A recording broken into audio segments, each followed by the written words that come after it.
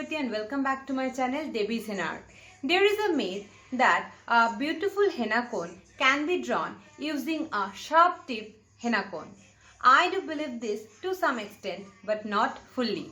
Generally the mehendi or henna cones we purchase from the market or the shop come with a bit thick tip which dispenses a little more henna than a sharp tip henna cone usually do at a time.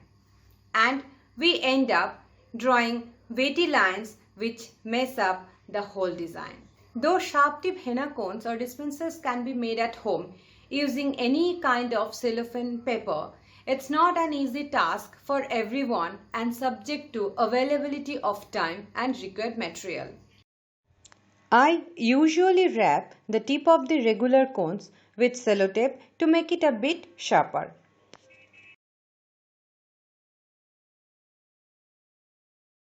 To show you that beautiful henna designs can be drawn with thick-tipped henna cone, today I'll draw a beautiful full hand henna design mostly covered with check patterns using a random henna cone easily available at local shops.